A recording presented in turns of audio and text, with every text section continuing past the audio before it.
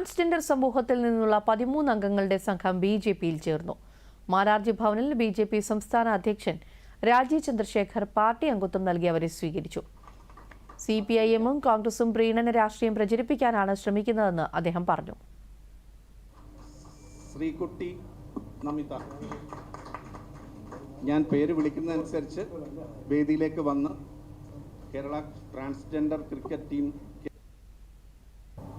നമ്മുടെ കുട്ടികൾ താമസിക്കുന്നതും മലയാളികൾ താമസിക്കുന്നതും അധ്വാനിക്കുന്നതും വർക്ക് ചെയ്യുന്ന സ്ഥലങ്ങളാണ് Kuwait, Qatar, Bahrain, Saudi Arabia, UAE എന്ന രാജ്യങ്ങൾ.